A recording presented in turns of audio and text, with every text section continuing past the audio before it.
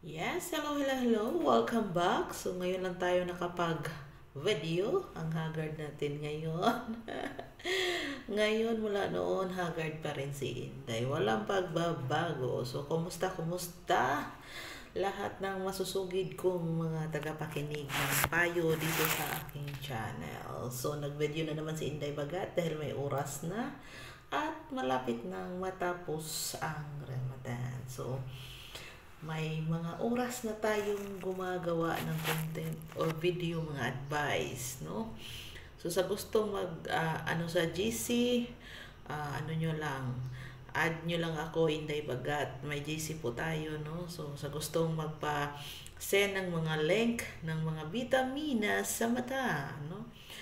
Lalo-lalo na mahilig ka manood ng Viva Films. So, meron ako mga link doon. So, hindi ako makapag-upload ng video doon sa GC kasi alam nyo naman ang Messenger, maliit lang yung konti lang yung oras na pwede ma-send doon, hindi buo. So, link na lang para mabigyan ko kayo ng magandang mga vitamina. Sa mga bukas ang isipan ng tunos. Kung hindi bukas ang iyong isipan, huwag ka nang makisali sa aming ang utak. Mga malalaking utak, mga kulay green na utak. No? So, alam nyo na yung minimin ko. So, andito na naman ako para mag-advise at sa mga katanungan ninyo. So, isa sa mga sender natin, ang tanong niya ay ang sabi niya kay bakit ba daw may mga lalaki na ayaw kumain ng bibingka o di kaya ng tahong? Ano nga ba daw yung rason? So, ilang ulit ko na tong binidyo pero siguro hindi niya nakita ang video na to.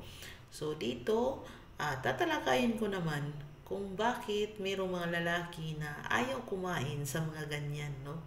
So, alam niyo na what I mean. Hindi ko na bigkasin pa kung ano yung meaning na yan. So, matanda na kayo, alam niyo na yung meaning na yan. So, number one po, na may mga lalaki na ayaw kumain ay culture. Yes, may kultura sila na hindi sila kumakain ng mga ganyan. No, hindi nila na-experience ang mga ganyan. Hindi pareho nating mga Pinoy na mahilig tayo mag-adapt kung ano yung nakikita natin sa mga ibang bansa, sa mga TVs, mga social media, 'di ba? Mahilig tayong mag-adapt. Gayahin ko to, ganyan. So, nasanay tayo. Sila, hindi.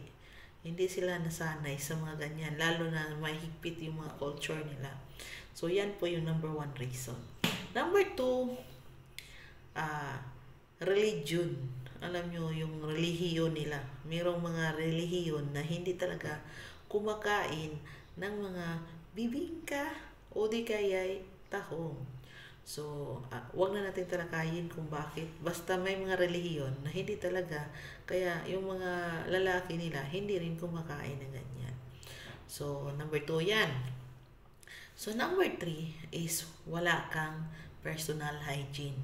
Hindi ka marunong mag-alaga dyan sa bibingka na yan, sa tahong na yan. Hindi mo kayang hugasan, hindi mo kayang gupitan para maganda naman, fresh looking naman yung bibingka na yan. Yung parang kaaya-aya siya tignan, kaaya-aya siya tikman. So, paano mabenta? Paano mo siya mapakain sa yung tinatawag nating customer na si Dudong? Kung hindi yun maganda pagka dyan. So, kailangan maintain ang cleanliness, mabango, no?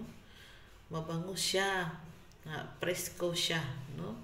So, yan po yung tatlong rason kung bakit ayaw ng ibang mga lalaki na kainin yung bibingka na yan, yung tahong na yan, no?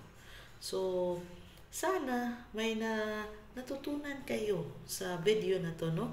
So, may nakuha kayong konting impormasyon na bakit ganito, no? Bakit ganyan? Bakit? Kasi maraming babae nagtatanong talaga na bakit hindi niya ako kinakain? Bakit diniretso niya lang ako?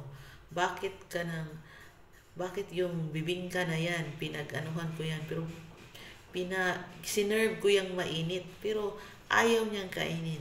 Siguro mainit, pero nung maamoy niya, hindi siya nagkaroon. Walang ano ba, aroma. No? Put something na yung yung pang amoy ng isang tao, magaganahan siya. Hindi yung sinserve mo lang, serve while hot. Bigyan mo ng konting mga spices doon na kung saan yung lalabas yung aroma. So, ikaw na yung gumawa ng eksena na kung saan makaaya-aya siyang tignan, kaaya-aya siyang kainin, no? Yung tingin pa lang, kasi yung mata kasi natin, isa sa mga ano na pag tinitigan natin, nabibighani na tayo. So, paano mabibighani yung customer na yun? Na kung saan, pagtingin pa lang niya, oh, yun na yung nakikita niya. Yung na-disappoint na siya sa kanyang nakikita. So, sana nasagot ko yung katanungan mo. So, sana napanood mo tong video na to. Di ko nabangkitin kung ano yung pangalan mo. So, salamat sa panonood. At kung mayroon pa kayong mga questions, suggestions na kailangan kong gawang ng video, i-message nyo lang ako, Inday Bagat. So, ang dami kong account dyan. Makikita nyo lang dyan. Lalabas at lalabas yan. Inday Bagat, Mads Nigelat, Inday Bagat Vlog. So, ang dami kong account kasi nga, nare-restrict yung lahat ng account ko. Hindi ma-monetize doon kay Lolo Mita. So, napakahirap, no? So, gawa ko palagi ng gawa. So, ngayon, hindi na tayo ganong busy. Pwede na kayo mag-message sa akin. So, thank you sa pakikinig at thank you sa walang sawang pagsuporta dyan. Lalo na ni Ma'am Celine. No? Shout out sa iyo, Ma'am Celine Cervantes. So, grabe yan si Ma'am Celine Cervantes. Palagi yung nanonood sa aking mga video. Salamat po, Ma'am.